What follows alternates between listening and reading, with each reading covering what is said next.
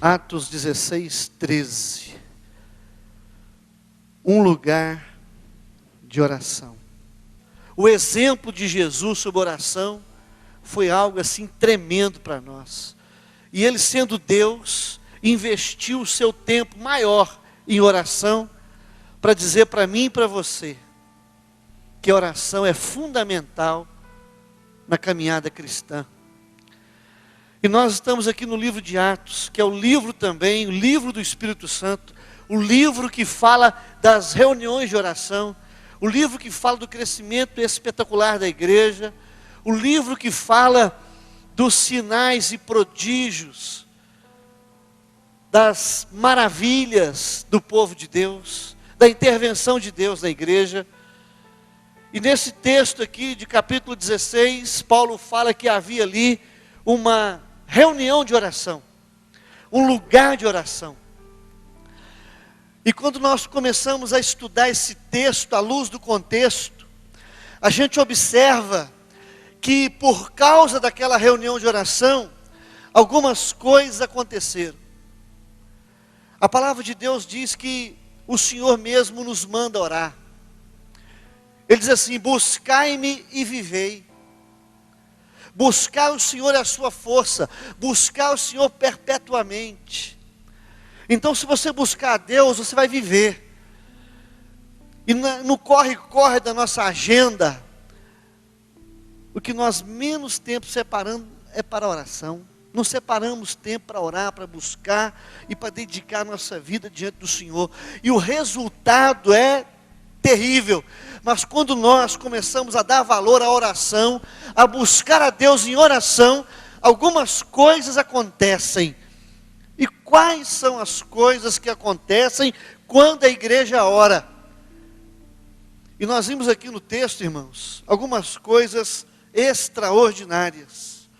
No versículo 10, diz assim: assim que tive a visão, imediatamente procuramos partir para aquele destino, concluindo que Deus nos havia chamado para lhes anunciar o Evangelho. Uma coisa fantástica aconteceu aqui, irmãos, em resposta àquela reunião de oração. O apóstolo Paulo e a sua equipe missionária, eles estavam procurando um lugar para servir a Deus. Ele tinha convicção do seu chamado missionário, do seu chamado também pastoral, como mestre, como evangelista, como pregador, missionário. Ele queria servir a Deus. E a Bíblia diz, amados, que Paulo, ele queria ir para a Ásia. O Espírito Santo não permitiu. Ele quis ir para Bitínia. Deus também não deu sinal verde. E ele queria ir para a região frígio-gálata. Ele começou a dizer: mas Deus, eu quero te servir, eu quero viajar, quero plantar igrejas, eu quero fazer a tua vontade. Eu tenho um chamado missionário, um chamado que veio do teu coração. Eu tenho uma vocação, o Senhor me libertou do império das trevas, e o Senhor me deu um ministério para abençoar as igrejas. E ele ouve ali no verso 9, uma mensagem do próprio Deus, através ali de uma visão, e ele leu assim: passa a Macedônia e ajuda-nos. Irmãos, Deus mandou o recado para o apóstolo Paulo e toda a sua equipe em função de uma reunião de oração. Pessoas estavam clamando a Deus por uma liderança forte, por um referencial de pessoas maduras que pudessem estar ali com eles para ajudá-los, para levar a palavra do Senhor aos seus corações. E assim Deus fez. Eu aprendo aqui nesse texto que quando a igreja ora, Deus manda uma liderança. Uma liderança se levanta, mas uma liderança de Deus, uma liderança forte, uma liderança que ama Jesus, uma liderança que não faz negócio com a palavra de Deus, que não se vende, mas que quer o melhor para o reino de Deus. Meus amados, Deus enviou para aquela igreja o apóstolo Paulo, enviou para aquela igreja Silas, enviou para aquela igreja uma equipe de missionários que revolucionaram aquela região, querendo ou não, eu sou a resposta, bem ou mal, da igreja em resposta de oração. E alguns que reclamam da liderança, seria bom que você orasse mais. Porque a liderança que Deus coloca no seu caminho, a liderança que é referência para a sua vida, é em resposta da oração que você faz a Deus. A igreja tem a liderança que merece. A oração, ela é chave para a transformação de vidas. Para Deus colocar uma liderança dentro da sua casa. Quem sabe a liderança na sua casa é uma liderança fraca espiritualmente. Ou quem sabe você nem tem na sua casa uma liderança forte. Aquele que dita as regras, que mostra o caminho e que leva a família toda a buscar a Deus. Porque eu também vejo pessoas preocupadas com a liderança da igreja, mas nem dentro de casa eles têm essa liderança. Nem eles mesmos são líderes eficazes em seus lares. Eles querem uma liderança forte na igreja, mas não querem uma liderança forte na família deles. E se nós orarmos, Deus vai começar a colocar a liderança forte, não é na igreja, é na sua família, é na sua casa, é no seu lar. É plantar uma igreja debaixo do seu teto. Aí na igreja Deus levanta uma liderança forte. Em nome de Jesus. E eu fico impressionado como que Paulo, ele vê aquela visão, passa a Macedônia. E a Bíblia diz, amados, que quando ele ouve aquilo, ele vê, ele fala assim, verso 10. Assim que teve a visão, imediatamente procuramos partir para aquele destino, concluindo que Deus havia chamado para lhes anunciar o Evangelho. Paulo discerniu na hora, Deus está me encaminhando para aquela igreja e para lá eu vou. Não vou para Bitínia, não vou para a Ásia, não vou para a região Frígio-Gálata, eu não vou para esse lugar, mas eu quero ir para onde Deus enviar. E quando nós queremos fazer a sua vontade, vamos conhecê-la, porque Deus nos guia, Deus nos orienta, porque na verdade não é só a igreja que estava orando, Paulo estava orando também. Ele falou, onde eu vou buscar o Senhor, onde eu vou trabalhar? É assim que acontece. Deus respondeu a oração da igreja e do apóstolo, abençoou a igreja e o pastor. Mas nessa noite, peça a Jesus para levantar uma liderança forte espiritual dentro da sua casa. É o lugar mais importante, mais do que a igreja. Mas a igreja é fundamental para que haja a bênção de Deus, em nome de Jesus. E nós vamos orar para Deus levantar e continuar levantando uma liderança de acordo com a vontade dEle, em nome de Jesus, amém? E se um dia você vê alguém reclamando de qualquer líder aqui da igreja, fala com ele o seguinte, ora que melhora, amém? Ora que melhora, fala com o seu irmão aí, ora que melhora, em nome de Jesus. Em vez de criticar, em vez de apontar os erros, em vez de aproveitar as falhas, ora que melhora em nome de Jesus. Ora que a sua família melhora, ora que a sua vida vai melhorar em nome de Jesus. A segunda coisa que acontece quando a igreja ora, não é simplesmente uma liderança que vai se levantar, uma liderança de verdade, referência, que você pode, uma liderança que ama Deus e que é chamada por Deus, escolhida por Ele, para aquele fim determinado. Mas uma coisa acontece também, irmãos, é que Deus, Ele vai converter corações de pessoas. Deus vai trazer arrependimento para a igreja. Deus vai trazer para a igreja conversão verdadeira, genuína, mudança de vida. Olha só o que aconteceu, irmão, por causa daquela reunião de oração. Paulo vai, ele teve a visão do chamado, e ele chega e ele prega o Evangelho, ele obedece a Deus.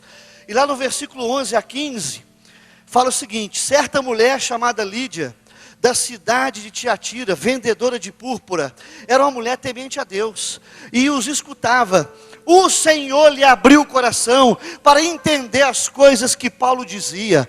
Depois de ser batizada, ela e toda a sua casa, ela nos rogou dizendo: se julgas em que eu sou fiel ao Senhor, entrai na minha casa e ficai conosco. e nos constrangeu a isso. Então a palavra de Deus diz que Paulo prega o evangelho, Deus abriu o coração de Lídia, e ela se converte, ela entende a palavra, ela se entrega a Cristo, e ela foi batizada com toda a sua família.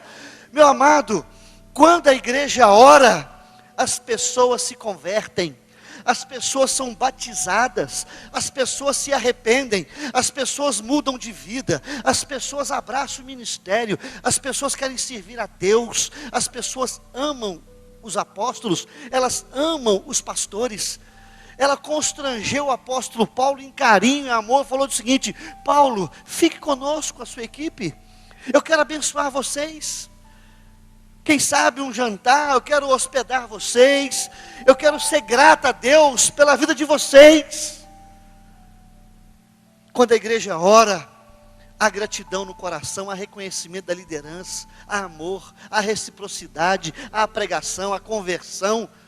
Igrejas são plantadas, Deus plantou a igreja naquela casa, ali começou uma das maiores igrejas do Novo Testamento, na casa de Lídia, uma mulher que Deus abriu o coração. Então quando a igreja ora, a igreja cresce, Deus converte os corações, Deus muda as famílias, Deus produz o arrependimento pelo poder do Espírito Santo, e as pessoas, elas consertam, elas são constrangidas, e elas são libertas do pecado, do poder do pecado, e elas começam a se arrepender, confessar, abandonar, e elas se tornam novas criaturas. Aí existe um crescimento verdadeiro, a igreja não vai inchando, ela vai crescendo em qualidade e quantidade, mas de pessoas saudáveis, de pessoas arrependidas, verdadeiramente.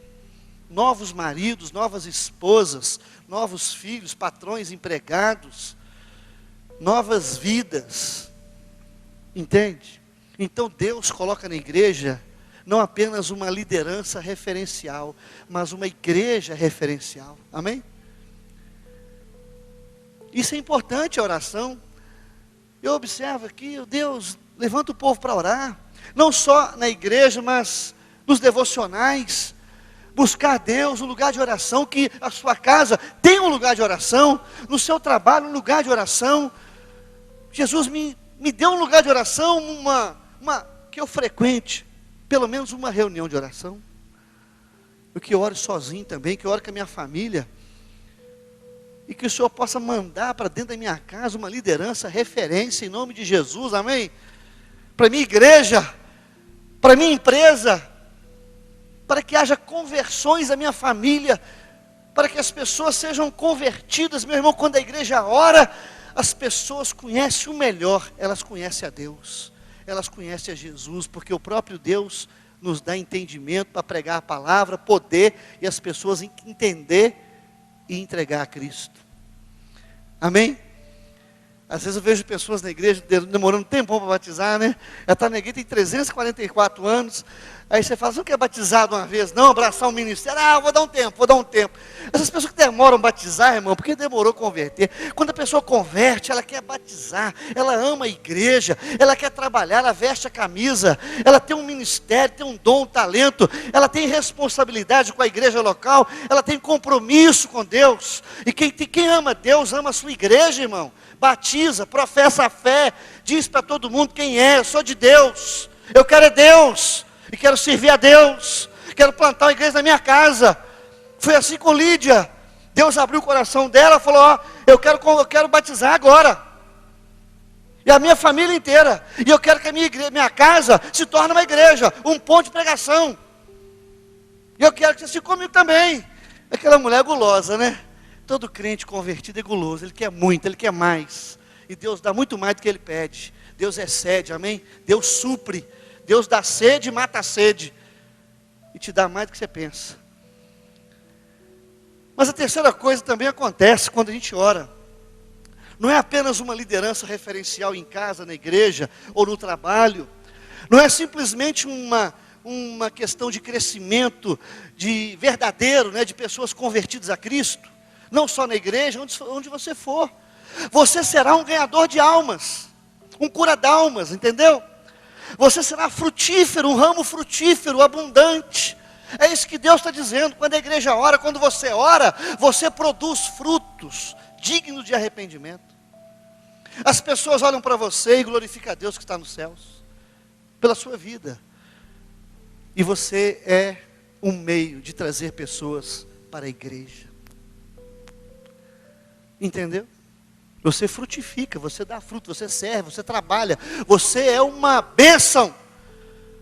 Você é pedra de passagem, não de tropeço. Você é um muro.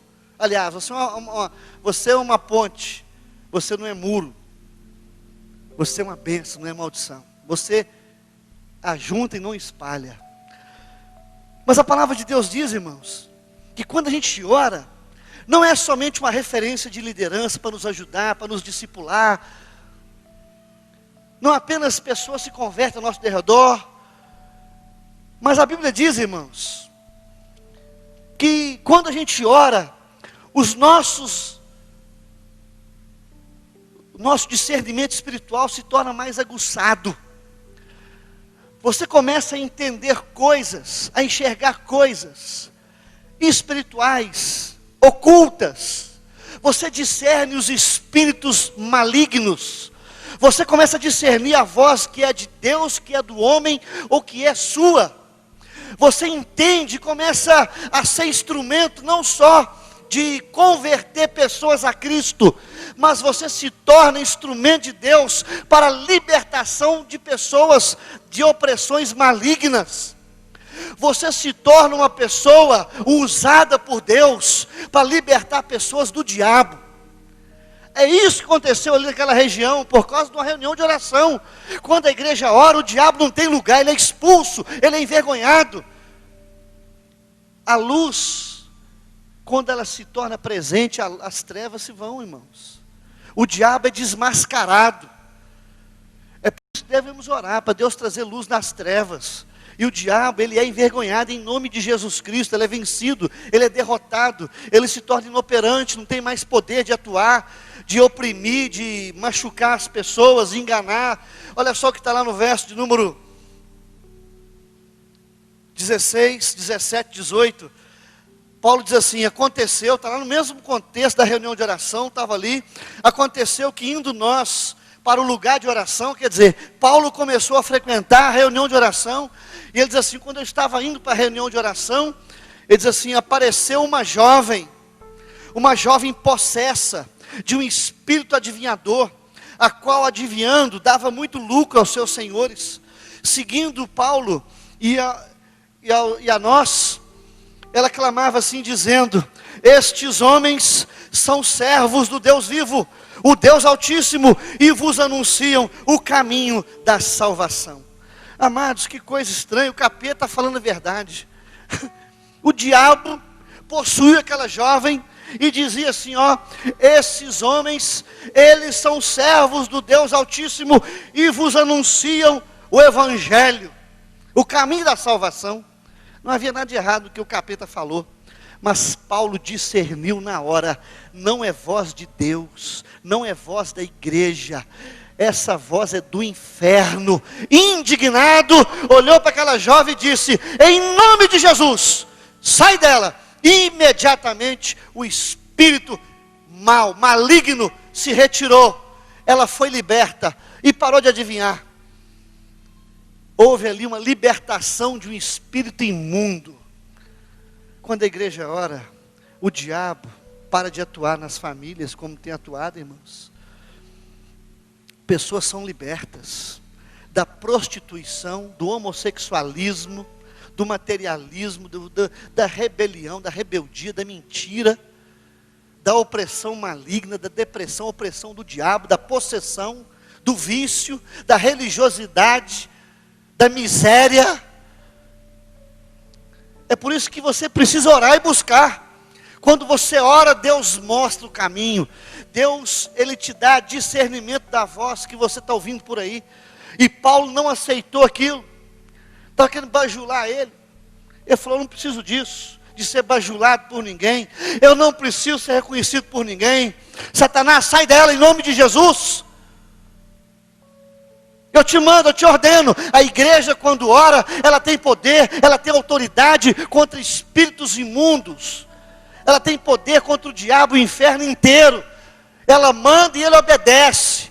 Em nome de Jesus, ele é desmascarado, ele é discernido. A igreja sabe onde é que ele está e expulsa.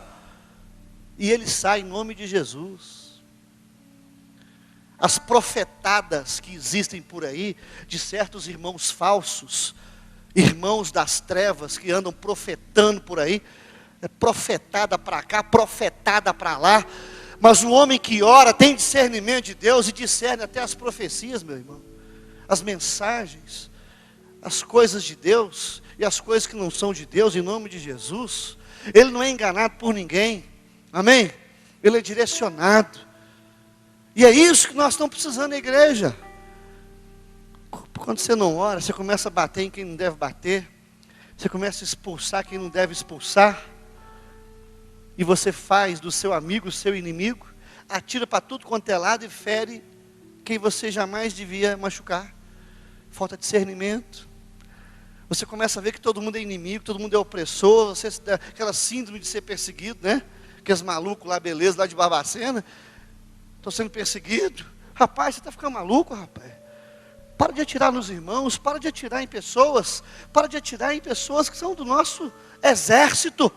Ah, mas eu estou vendo capeta aqui, no cotovelo, no pé, no dedão, na orelha, na unha. Não tem discernimento nenhum, não tem sabedoria, não conhece nem a palavra de Deus.